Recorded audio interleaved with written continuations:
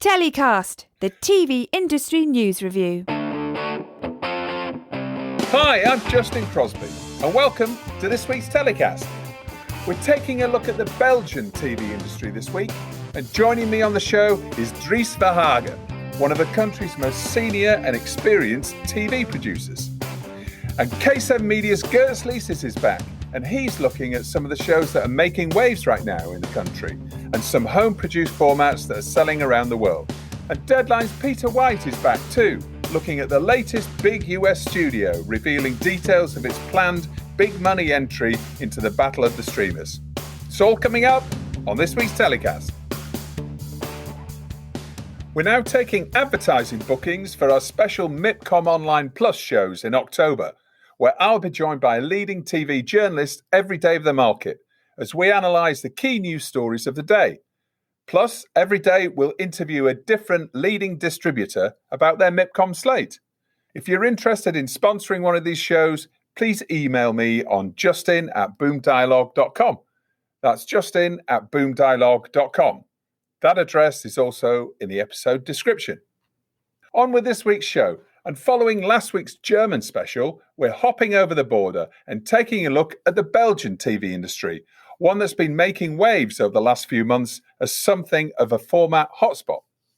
I'm delighted to welcome one of the country's most experienced and senior producers, Dries Verhaeghe, to the show. Dries has been working in TV production in the Belgian industry for over 20 years, both at independent production companies such as TV Bastards, Media Land and Lecter Media, and also in-house at public broadcaster VRT.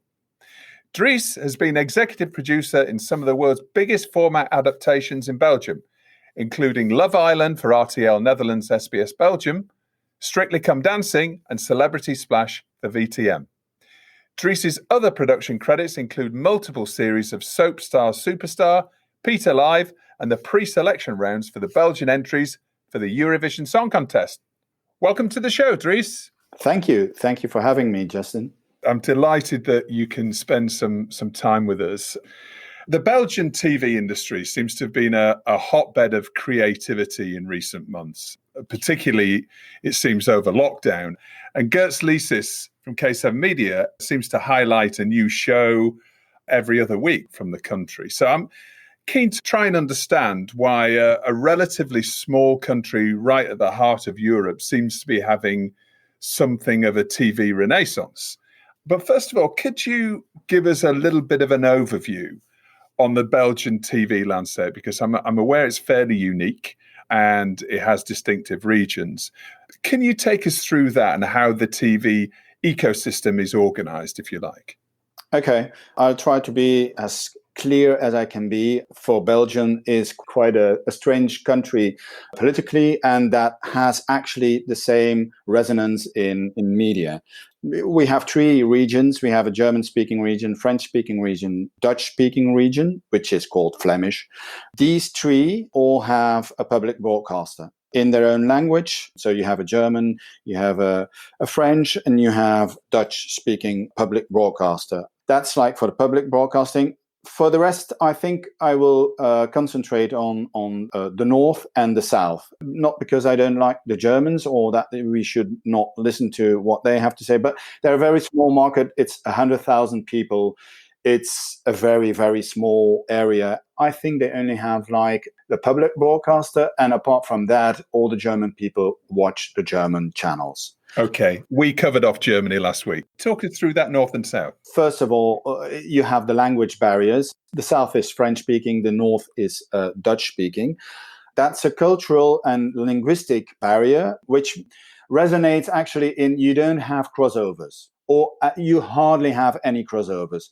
There's not like a channel that covers and Dutch and French speaking by crossovering from one language to another. So that's like the two distinctive markets are these ones. Talking about the South, which is the French-speaking part, I think if you could look at media concentration, about 25%, 30% of their audience, there are 4 million people, 25%, 30% of their audience will definitely watch the French television networks. So TF1, France 2, everything that is France-based and is broadcasting from France will be watched by, let's say, 25-30% of the French-speaking Belgians, which is not the same in the north. I'm 48 years old, so I was raised still with no commercial channel on the north side. We only had commercial television on the north side in Flanders from 1989. So prior to that, if we wanted to watch anything that, let's say, was a bit of entertainment, big shows, I would watch, and most Flemish people would watch the Dutch public broadcaster. But that changed overnight, actually, in 1989, because when the commercial channel started, and the biggest commercial channel on the north side is VTM, it's part of the DPG media group, is that all of a sudden we could have the shows that we were watching in the Netherlands, we had them in our own cultural environment. To compare it, I think that the north, there's only 2% of 3% of the north watching Dutch public broadcasters. So compared to the French speaking part, that's quite a difference. So the influence in the south of France is huge. I mean, really huge. If you have a French show like Top Chef, it's like a bake-off, but for chefs in France, you will always have Belgian contestants. Always. They will always include Belgian contestants, but French-speaking Belgians, to cover actually that market. So that's basically that's like the big difference. Due to that, in the south, so in Wallonia, you will have less native Belgian French-speaking production, which is completely different for the north. The north has lots of local native production. Okay. So if I have a TV format and I'm going to sell it into the Belgian market, would I find, for example, in the north, that if I have a Dutch broadcaster has acquired the format and going to be remaking it, would the Dutch-speaking Belgian sector, if you like, would they remake it for that small audience, or would it just be a case of that audience would watch the Dutch broadcaster's version of The Voice or whatever it might be? No, the north, the Flemish audience will always like more their own cultural products. So we have The Voice of Flanders, it's even called like that, and we have The Voice Belgique. The Voice Belgique is the French-speaking part, but they don't have the same budgets. You can see that immediately. They don't have the same budget. The north has a bigger budget than the south. It's a bit like if we watch The Voice in the UK, it's like a huge markup in set design and everything. It's just like, it's a big market, the UK. So you see that in different layers of the production. The two versions of The Voice in Belgium, they look the same. I mean, it's still the chairs turning around. It's the coaches, and it's the same format, but in the production value, you will find differences. What about the production sector in Belgium? How is that organized? It's organized mostly in the north in a way that the Dutch-speaking part has a vast production area and lots of companies. I think there's about 68 production companies in the north, mostly producing for the Dutch-speaking part. There's only like the bigger ones like Endemol Shine, which is now going to be Zodiac or Banijay, and Fremantle. They will also have the productions on the south side, but that's about it. There's not a lot of Dutch-speaking production companies producing for the south.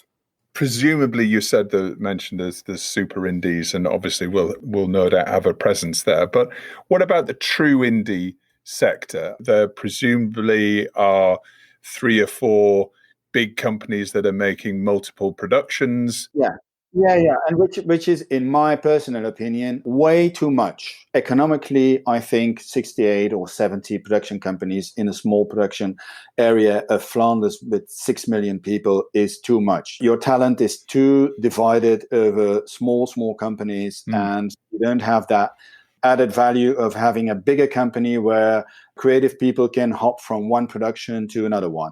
I think what I would say personally, again, I think that is something worth mentioning, but also something of a negative part. And mainly, I think, because I see that whenever some creative has grown into the production world, I tend to think that everybody wants to start its own company in Flanders, which is reflected in the masters of production companies that we have. It's a huge freelance market now, where it wasn't like that 15 years ago. Production companies would have employees employed that hop from one production to another one. That is only for the bigger ones now, which is quite a challenge if you go talent hunting, because, well, it's a freelance market. So if you have a new production, you would have to make sure that you get the right man for the right job. And that is not always easy, because most of them are busy with another production, and then you have to wait. And you know that not all channels can wait. You got production companies of 3 people. Yeah. Not kidding. 2 people, 3 people. And they will have a production, but they will have 1 production or 2 productions. That's it. Do you think that's likely to change with the situation now where COVID has really changed the game for many smaller production companies? Presumably, the Belgian production market has been impacted in the same way that many other territories, certainly in the UK, production has been really impacted. I think it's going to be impacted quite heavily.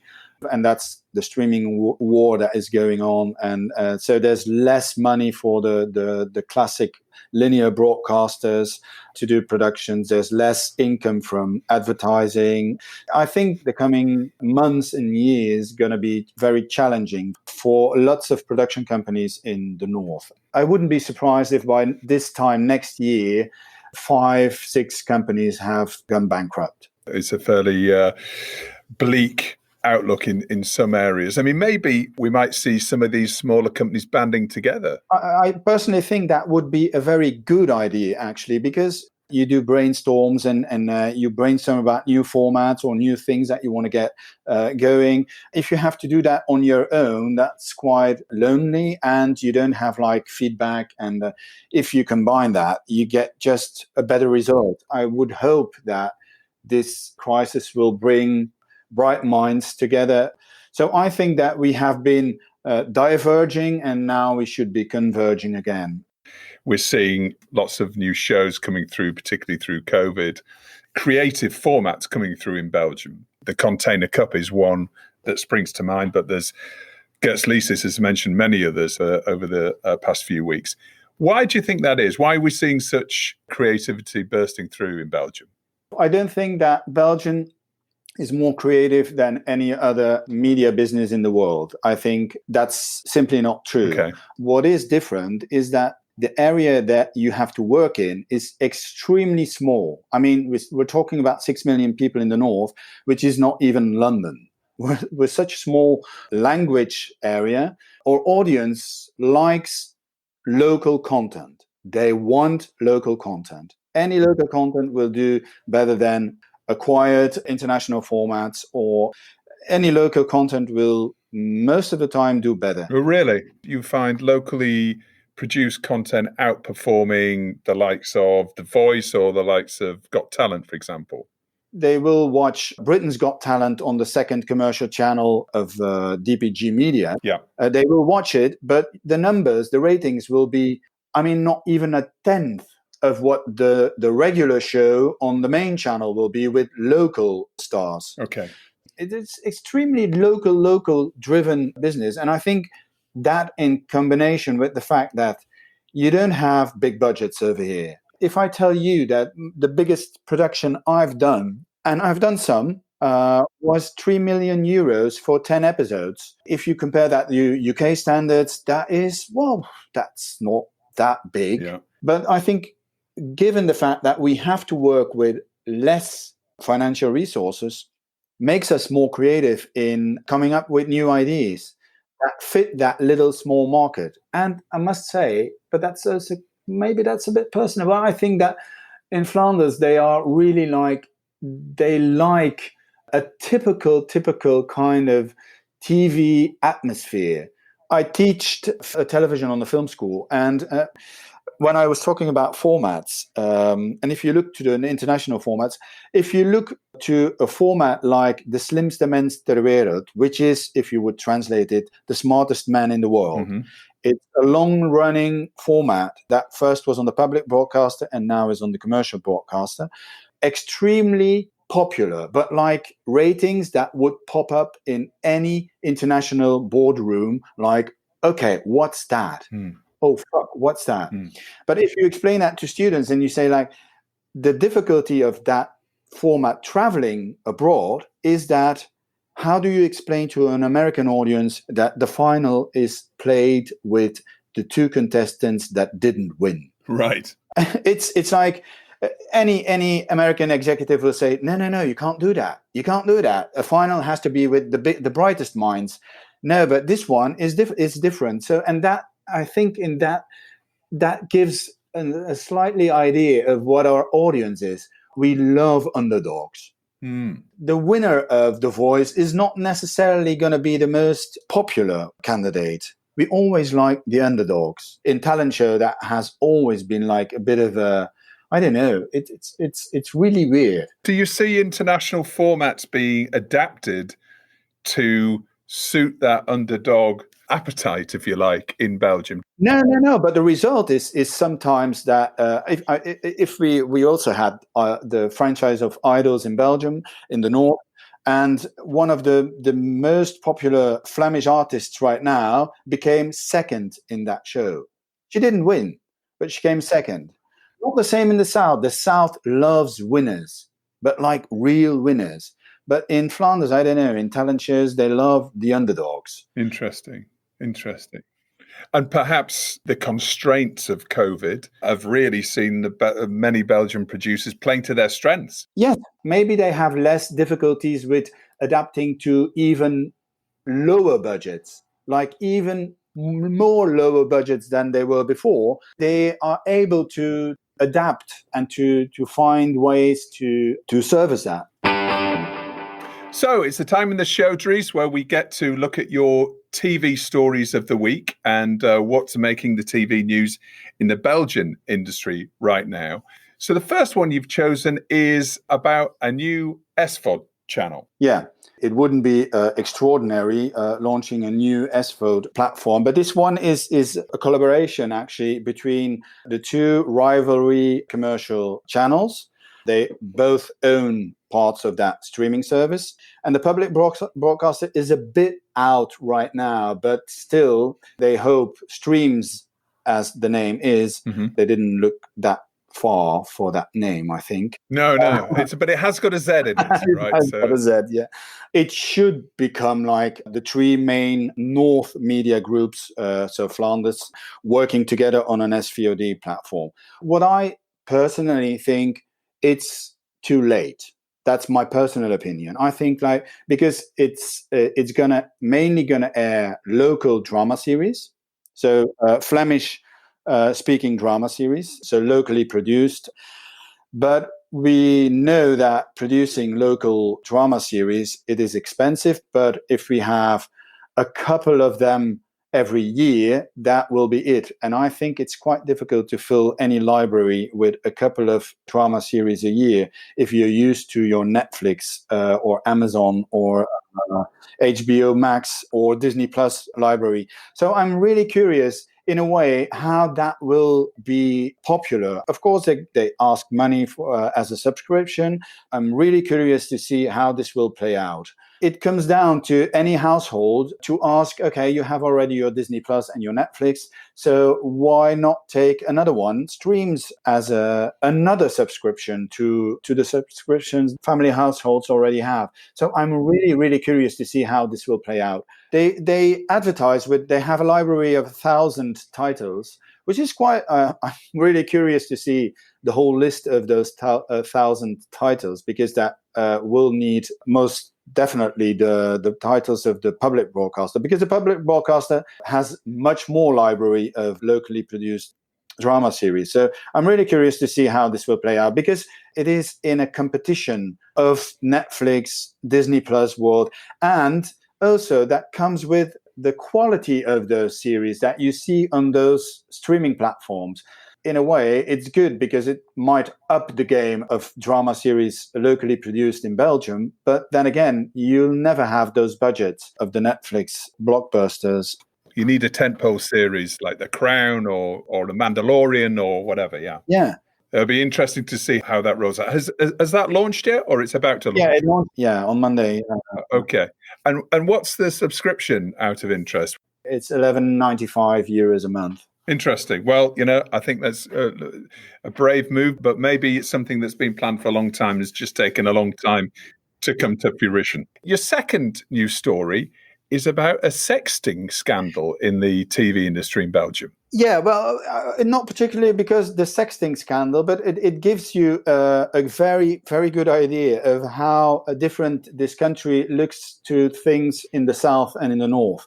It's sex videos of three famous male hosts of the north, for the Flemish-speaking part. What is interesting about it is two things, actually. First of all, the videos were shared on WhatsApp and social media for a week already, and no network, no news medium picked it up. Well, even though everybody knew that it was going around, but it was like, it felt a little bit like a cover-up, so we're not going to talk about it. But after a week, as the spreading of those videos went way too far in a way that kids were seeing it, and you had like the Minister of Media had to point out that you couldn't share those things because it was private things and you didn't have consent and blah, blah, blah. But the one thing that struck me was that it was there for a week and no news channel, not on any of the news channels, were talking about it. No newspaper was talking about it. And I think that it was probably because of they were implicated in it. It was their stars. I mean, the stars of those networks. So it felt a bit like protective. And then on the other side, I live in Brussels and my partner is French speaking. So we hardly watch any Dutch speaking news. So when we watched it, we didn't know. I only heard of it like last Friday. And I was like surprised in a way. But then again, it gives you a very fair point of how divided our cultural systems are. Nobody was talking about that in the South. Nobody. Maybe that sort of goes to show how important talent is to these media groups in Flanders, right? Yeah, absolutely. In the French-speaking part, whenever they get a star coming up, eventually they will go to France. Belgium is like the step up for them to the bigger market, which is France for them. Yeah.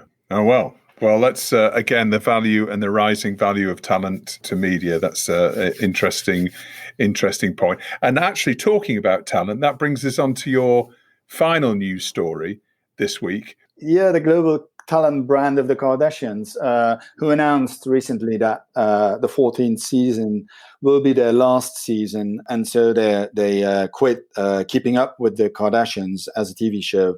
It's light entertainment. It's we all love to watch it. But what I liked about it, about the news, is that it is actually clear that the Kardashian clan doesn't need television anymore. And that is quite interesting. I mean, they live of the likes of social media now, and especially Instagram. If you know that they have combined 600 million followers, talking about business and financial business, that is the business for them now. So TV is not their business anymore. And that, I think, is partly one of the reasons why they stop doing the TV show. They don't need it anymore. So once again, it's that time of the week when we look at the hero of the week for our guest. Dries, who's your hero of the week? Maybe it's going to be a bit surprising, but my hero of the week is Larry Ellison. Right. He could also be the villain of the week. But actually, as he won the bidding war on the takeover of TikTok in the US from Bill Gates, the old narcissistic Larry Ellison got what he wanted. First of all, I think he wanted to win from Bill Gates. It's interesting in different ways. It's interesting to see that two of those moguls were bidding for TikTok, and it only emphasizes the brand value of TikTok right now. Larry Ellison is Oracle, Bill Gates is Microsoft. So it gives you an idea of in what order of game these social media applications have gotten into in a very short time. Yeah. I mean, let's face it, TikTok is not around since decades. It's a very, very, very young brand. And if you see that such amounts of money are paid for only the American, because we're talking only about the American TikTok takeover, it's quite interesting. It's still like two men fighting over a bone. Yes. It's like, I want to win. I Yes. want to win. No, I want to win. I don't want him to win. He has got all the attention of the corona vaccines, and I got nothing. So I want TikTok. So it felt a little bit like that. And it's a very valuable young audience. And obviously there's political ramifications for this as well as we move into the election cycle in the US as well. So there's lots of interesting aspects of that story. Okay, and who are you going to put in the bin, Dries? It's going to be Vladimir Putin. That's very brave of you. The reason why I want to put him in the bin is that he was having a nice chat yesterday with the Belarusian president who allegedly frauded his re-election. He was talking, it was an interview, and they were talking together, and it was like a supportive interview. It's like, we support you. And that image is, for me, everything that has gone wrong probably in the broad political world is like, who does believe anything what that guy is saying? Nobody does anymore. But still, everything gets broadcast. What he says, the support he gives to a dictator. We've learned to live with political leaders that are, well, lies probably quite often. And that counts for the US. It counts for the UK if we look at the Brexit period. Yeah. And it accounts for Vladimir Putin for sure. The last couple of weeks again with the Navalny scandal, and so I put Vladimir Putin. Not that he will be threatened by this that I put him in the bin, but Vladimir Putin can be in the bin for me. Yeah, all right. And I suppose it also underlines the importance of these independent news organizations, public service broadcasters, freedom and remit to tell the truth. And I think, that's going to be interesting. In the rise of social media, in the rise of paid media and channels and influence, then, public service broadcasting and independent news is really going to be as important as ever. Dries, thank you so much for taking the time to come on telling us about Belgium. Fascinating. I really didn't realize the extent of that divide between Flanders and Wallonia. And I hope to meet you in person very soon. My pleasure, Justin. So now it's the time of the show where we get to go over to Hollywood again and speak to Peter White from Deadline Hollywood. Peter, we've missed you. How are you doing? I'm good, Justin. How are you? I've just been avoiding the wildfires, if I'm honest, skirting danger out here on the West Coast. Are they quite close? Are they encroaching on the city? There's a few that are not too far away. I think more than the danger of my place burning down is the fact that the air quality is something akin to sort of Burning Man, and the sky sort of looks like Tatooine. It's pretty apocalyptic, but I guess it's the end of the world, so it sort of seems pretty apt. So welcome to Hollywood. Yeah, something like that. Yeah, it's great to have you back on the show. So there's obviously the big news story of today and of this week is Viacom CBS finally unveiling their new streamer. Exactly, Paramount Plus. Well, we sort of get on these calls every few weeks, Justin, to talk about who's launching a new streamer. And I guess Viacom CBS was one of the last big ones to do it. They had CBS All Access, which is their streamer, which has got a lot of original content as well as the sort of catch-up service. But no, this was their big play. They've been talking about it for a while. They just didn't name it. But I guess the big news is what shows are actually going to launch on it. That's sort of the big thing. There's no Anna Kendrick originals, which seems to be what most of these things launch with. But I guess that the biggest one is a sort of Godfather show. It's not quite a prequel or a remake. It's a limited drama about the making of. It tells the sort of the story of how they actually got the Godfather off the ground, which by all accounts was quite a story in itself. This one's based on Al Ruddy, who was the producer, sort of one of the key figures, along with Coppola and Bob Evans and Mary Puzo. So it's a 10-part series written by Michael Tolkien, who wrote The Player. He also did Escape at Dannemora, the recent Showtime series. So that's really it's called The Offer, and that's sort of one of their leading shows. I think that's that's got the headlines. That's given us all the opportunity to use a classic Godfather picture in all of our stories. That's pretty sexy. They've got a couple of other things. They've got a Taylor Sheridan drama. He's the guy who co-created Yellowstone, the Kevin Costner show. That's called Lioness. It's a sort of CIA thriller. And I like a rock doc, Justin. They're bringing back Behind the Music. They're calling it MTV's Behind the Music this time, rather than VH1's, but a sort of sordid look at rock and roll tales, which could be quite interesting. I don't know who they're going to be profiling. They haven't quite said that, but they're sort of going to go through the vault and see what they've got and see what they can turn into some rock docs. So hopefully there'll be some fun in there for me. On those Behind the Music things. I mean, the first thing that I thought when I saw the trailer launched earlier on was the name. I mean, it's interesting. They've gone, isn't it, with Paramount Plus. I wonder how deep in the public's consciousness Paramount is as a brand. Yeah, it's interesting. They addressed that today. There was a session with a few CBS All Access Viacom CBS execs. Yes, they were sort of asked, why didn't you use the CBS name, given that it is the leading broadcaster in America? Even though network television isn't as sexy, it still reaches the most people. It's the most watched. So I think from their point of view, I mean, look, I think there's some internal politics at play. I imagine there's that, but I think they see it as a name that sort of has this old Hollywood to it, and they want to differentiate that between the broadcast network. So that's their thinking. They think Paramount, and maybe internationally that's true. Maybe Paramount has more play outside of the States than CBS. I think that's probably true, and they obviously want to try and pick up viewers and subscribers outside of the States. I think that was noticeable today when they sort of talked. They were rebranding in the Nordics and Australia and Latin America, and then there'll be markets which they'll be keen to launch in, which they haven't done, in the UK being the obvious one, when they can, as and when some of those content deals with the likes of Sky come up. The other thing they were asked about or sort of joked about was the plus. It's sort of almost become the thing to have at the end of your name.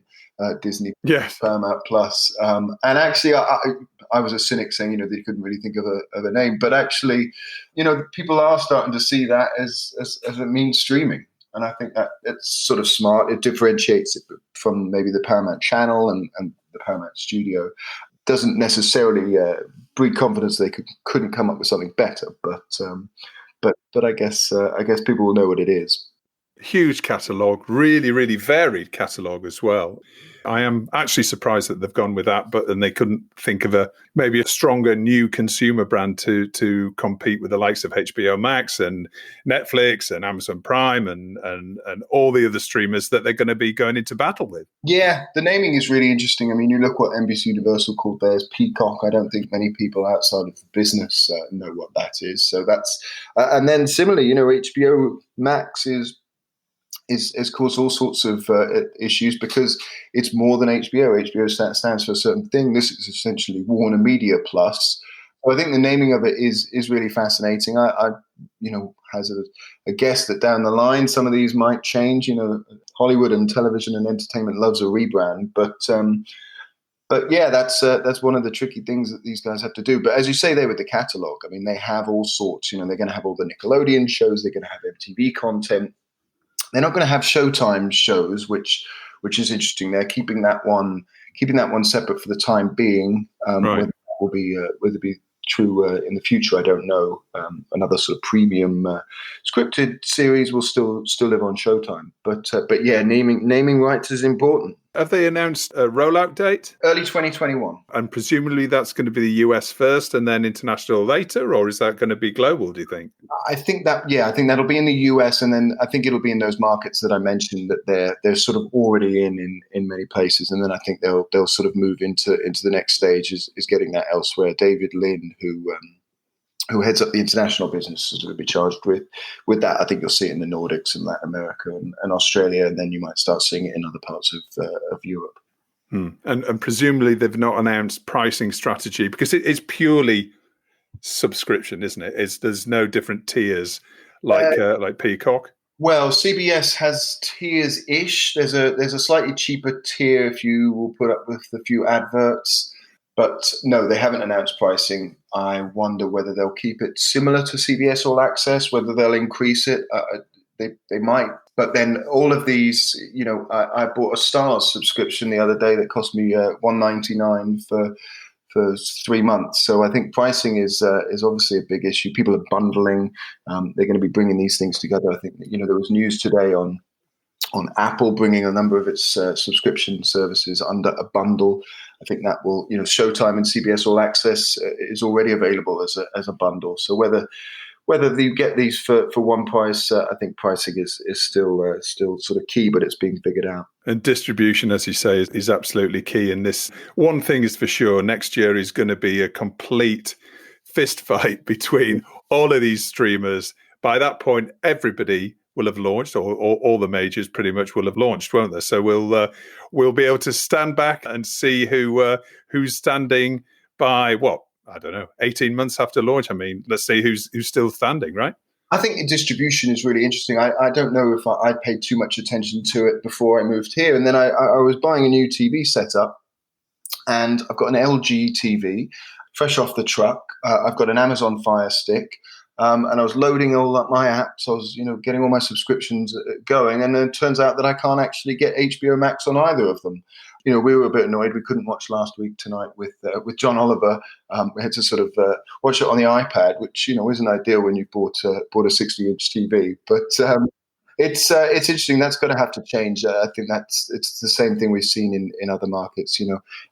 Punters don't really care about the internal machinations of these deals. They just want to be able to watch it. And if you aren't able to, you're going to go to something else. And it's important that, as you say, the TV manufacturers, it's something that we've never covered on TellyCast before, is, the importance of that distribution through built-in apps in TV sets. All of the other apps that I have, Peacock and Showtime and Stars and HBO, apart from HBO, are all on that TV. And HBO is missing. So, we've watched a lot of stuff, as you can imagine, over the last week, and it's not been in the Warner Media world. Interesting stuff. Well, maybe we'll rebrand as TellyCast Plus and see if we can get some more subscribers over the next few weeks. But fascinating to hear about that.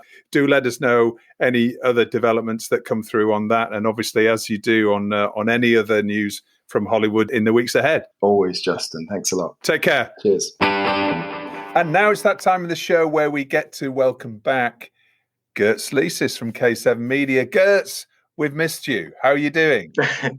Thank you. Very well. Enjoying some really nice Nordic sun in Copenhagen currently. Copenhagen. All right. You're out of Riga and you're on your travels across Europe.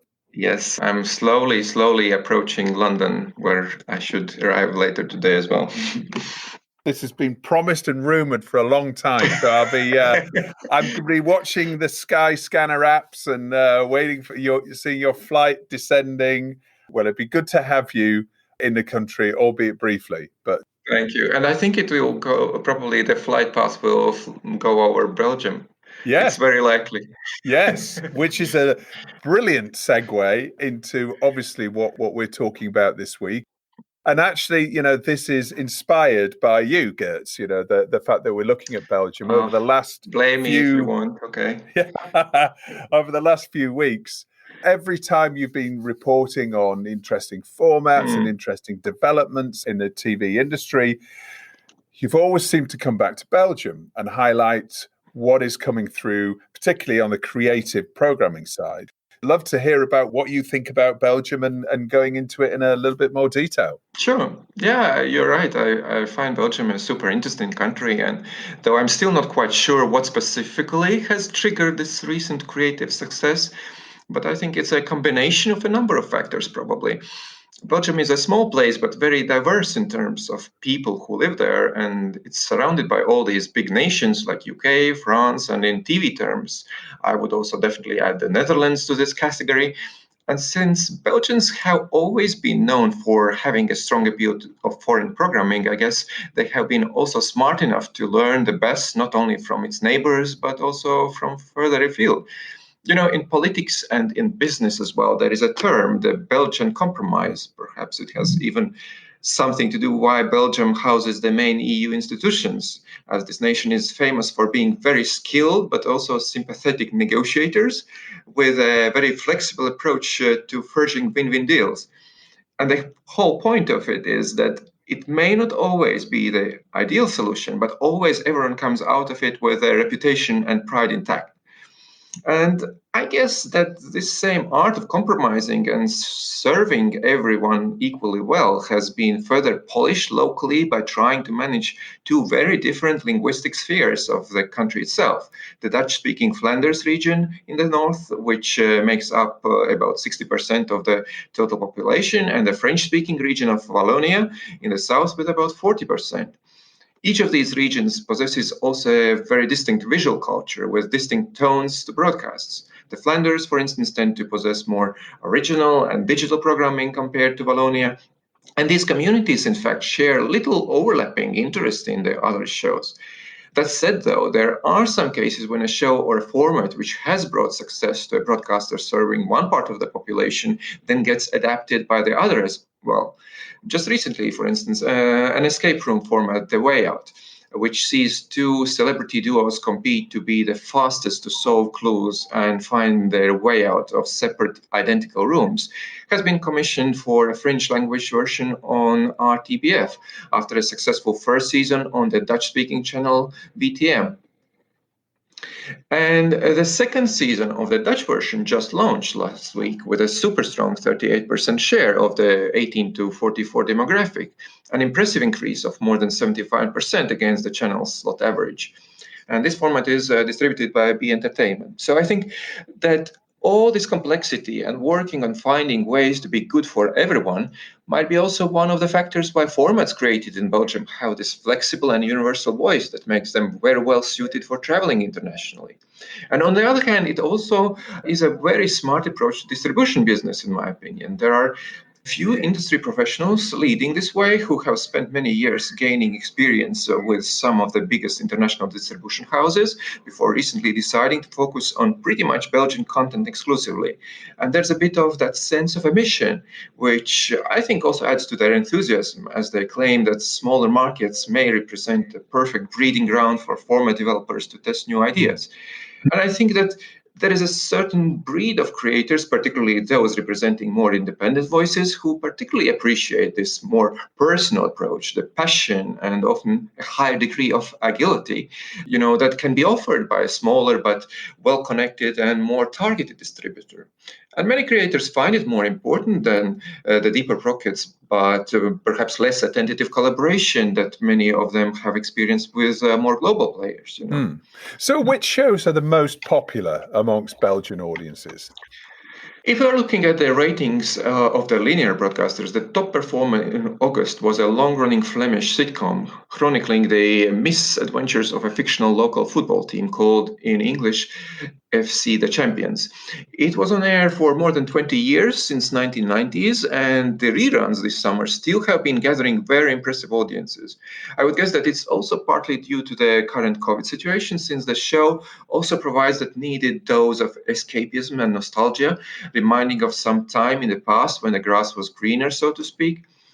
Belgians also like quiz, and the most popular of them recently has been the Dutch format Switch. It is a simple, fun-filled daily show in which the same contestants get the chance to participate in all episodes of that week, if they're lucky, of course.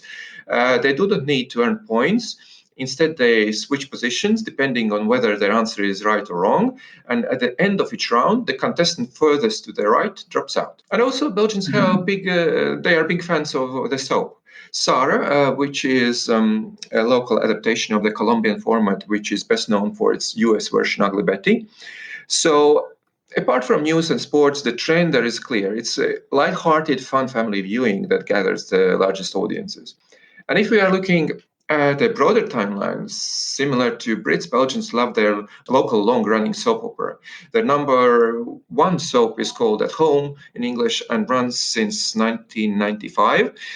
Another similarity with British audiences perhaps is the love of comedy panel shows, with several new comedy panels premiering this fall season as well. And Belgians also are enjoying reality, The Mole in particular, and perhaps not everybody knows that this reality format also originated in Belgium back in 1998. Distributed by New Flemish Primitives, has been sold to almost 20 territories since then. Players in the mall must work together to complete different physical and mental challenges to build up a significant prize for the winner, while attempting to guess who might be the saboteur hired by producers among them. But then Belgians are also known for strong factual ideas. And like I have mentioned already before on the podcast, one of their newest formats, Emergency Call, which immerses viewers into the world of the super demanding job of call takers of the emergency call center, became the second most sold format internationally last year with 10 sales, less only than the entertainment phenomenon The Masked Singer, which actually sees its Belgian premiere on VTM this week. And speaking of creativity, the highly anticipated second season of hit Dutch-Belgium co-pro drama Undercover kicked off last week as well. Inspired by real events, this first series followed two undercover agents' attempts to infiltrate into a drug ring. And now Bauman, the criminal boss, is out for revenge. The premiere followed an innovative, immersive lead-up involving fans in the storyline. Drug lord Ferry Bowman himself reached out to fans who had participated in a competition a week earlier via a text message asking them for tips on how to reveal the true identities of investigators. And viewers who responded then received a call from the drug kingpin himself. The new season of this show will be available internationally on Netflix in November, by the way. So how's the situation with streaming? Is Belgium also the battlefield that many other countries are for this global and against local streamers? Yes, definitely. The situation is pretty similar to the rest of the Europe, where the globals kind of marched in without a real battle, and now the locals are trying to catch up and regain some ground. Netflix has also turned to Belgian originals. The first Belgian original series, Into the Night, landed on Netflix this May. And interestingly, it was quite dystopian, which some may think would be not the best fit for COVID peak times, which I actually disagree, but that's another story. So Into the Night, which was inspired by a Polish sci-fi novel, was a six-parter set in an apocalyptic Earth threatened by the sun, which inexplicably kills everything it touches. And the show joins a diverse group of passengers on board of a night flight from Brussels as they try to outrace and survive the deadly sun and also each other. It must have been performed well enough for the platform since it's already renewed for another season. Now, speaking of outracing, just this week, the Liberty Global-owned Belgian cable operator Telenet is launching a new streaming service in partnership with DPG Media called Streamz. And this service is going to have both Flemish language and international content, and is basically intended to become the local alternative to their global platforms. However, the management already is not concealing a bigger ambition of bringing to their viewers local stories with the potential to conquer the rest of the world as well. Interesting that Dries was mentioning Streamz earlier on in the podcast. He was thinking, maybe it's launching a little bit too late, and maybe its content lineup isn't really strong enough for the local market. But it's going to be interesting to see how that one develops. Yes, absolutely. And it also needs to be noted that in Belgium, we are seeing also an increasing trend of collaboration between different partners, which would some time ago be regarded as fierce competitors.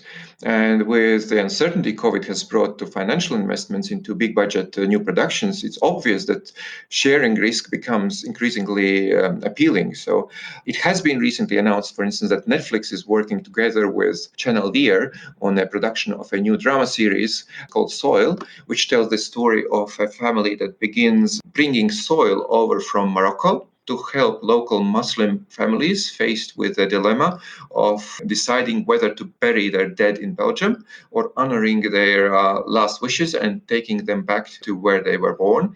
And this series will premiere on the air, will be available on Netflix worldwide 6 months after the air date of the last episode. But then it has also been mentioned that it will be also available on Telenet in Belgium as well. Interesting. Again, what we hearing from Dries is there's often a practical and creative way of solving problems and bringing solutions to often smaller budgets in the Belgian market. So perhaps that's also something that's been fueling this creativity that we've seen over the last 6 months particularly. Yeah, I totally agree. Interesting. Well, as ever, fascinating look at the Belgian market there. Girts, thank you so much for that. Have a safe trip to London and a safe trip back to Riga, and look forward to catching up next week. Well, that's it for another week's show. Thanks as always for listening. I hope you enjoyed it. Please remember to rate and subscribe to the show and share it with friends and colleagues on social media. If you want to hear more about our MIPCOM advertising and sponsorship packages, please email justin@boomdialogue.com. That's justin@boomdialogue.com. TellyCast was edited by Ian Chambers. We'll be back next week with more insight and opinion. Until then, as always, stay safe.